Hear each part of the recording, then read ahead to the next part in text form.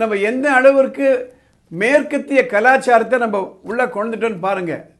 வெளிநாடுகளில் டீனேஜ்னு வந்தாச்சுன்னா அந்த குழந்தைகள் வெளியில் போய் தங்கலாம், டேட்டிங் உண்டு, they can go stay in the same place, பேரண்ட்ஸும் அதை கண்டுக்க மாட்டாங்க. அந்த கல்ச்சர் இங்கே வரக்கூடாது. ஏனென்றால் இந்த கேஸில் 2 பேருக்குமே திருமண வயது ஆகலை. இப்போ ஒரு புதிய உறவு முறை வந்தாச்சு, லிவ் இன் ரிலேஷன்ஷிப் என்ற உறவு முறை. அதாவது ஒரு ஆணும் பெண்ணும் திருமணம் பண்ணிக்காமையே ஒரே வீட்டில் கணவன் மனைவி போல வாழலாம், லைக் ஹஸ்பண்ட் அண்ட் ஒய்ஃப். அவங்க குழந்தையும் பெற்றெடுத்துக்கலாம், ஓரளவுக்கு சட்டமும் அவங்களுக்கு துணை போகுது. ஆனால் இது எவ்வளவு தூரத்துக்கு போகலாம், வேர் இஸ் தி லைன் என்பதை பற்றிய ஒரு interesting case Punjab and Haryana ஹைகோர்ட்டில். அதை பற்றி தான் இப்போ நம்ம பேச போகிறோம்.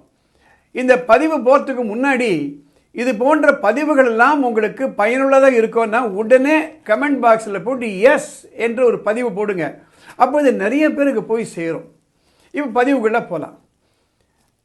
குர்கான் என்ற இடத்துல ஒரு ஆணும் பெண்ணும் ஒன்றா சேர்ந்து வாழறாங்க ஒரே இடத்துல. அந்த ஆண்மகனுக்கு திருமணம் செய்து கொள்ள வயசு வரலை, அந்த மாதிரி இருந்துட்டு இருக்காங்க.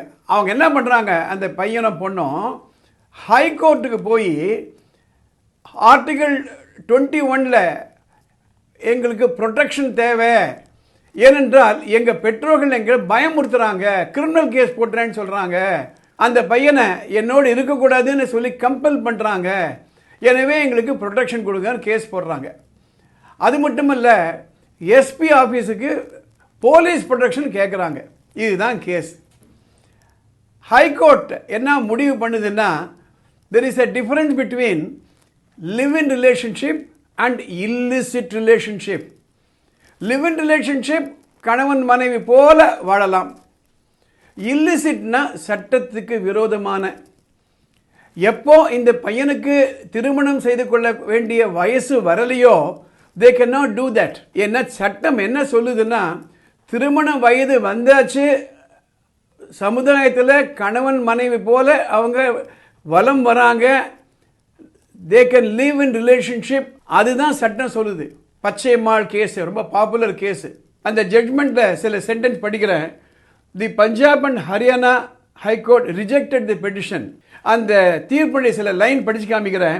such relationship represents a modern lifestyle adopted by a section of Indian society under the influence of Western culture which contrasts with Indian traditions, and such couple who run away from their parental home bring disrepute to their families and violate their parents to live with the dignity and honor.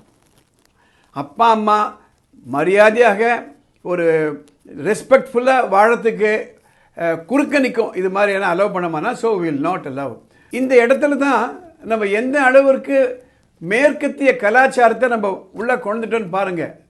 வெளிநாடுகளில் டீனேஜ்னு வந்தாச்சுன்னா அந்த குழந்தைகள் வெளியில் போய் தங்கலாம், dating உண்டு, they can go stay in the same place, பேரண்ட்ஸும் அதை கண்டுக்க மாட்டாங்க.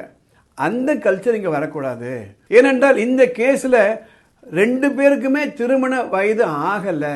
எதனால் இந்த பதிவுகள் நான் போடுறேன்னா, நம்ம உரிமை என்ன, சட்டம் என்ன சொல்லுது, உரிமை எது வரையும் லிமிட்டில் இருக்கணும், எதை தாண்டக்கூடாதுன்னு நம்ம தெரிஞ்சுக்கிடணும். அதற்காகத்தான் இந்த பதிவு நான் போடுறேன். இந்த பதிவுகள் எல்லாம் சாதாரண மக்களுக்கு போய் சேரணும். மெத்த பிடித்த அட்வொகேட்ஸு, பெரிய ஜுடிஷியல் ஆஃபீஸில் இருப்பாங்க, அவங்களுக்கு ஏற்கனவே இதெல்லாம் தெரியும். அதனால தான் இதில் எந்த செக்ஷனு எந்த சட்டம் அதை நான் சொல்லுவது கிடையாது.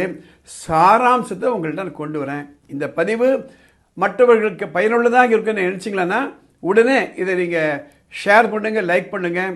சட்டம் பற்றியோ படிப்பு பற்றியோ உங்களுக்கு ஏதாவது குழப்பங்கள் இருந்ததுன்னா மேலே ஒரு வாட்ஸ்அப் நம்பர் போகுது, அந்த நம்பருக்கு ஒரு மெசேஜ் அனுப்புங்க. அதை பார்த்துட்டு வரக்கூடிய எபிசோடில் அதை நான் கவர் பண்ணுவேன். இந்த சேனலுக்கு சப்ஸ்கிரைப் பண்ணுங்கள். அடுத்த எபிசோடில் பார்க்கலாம்.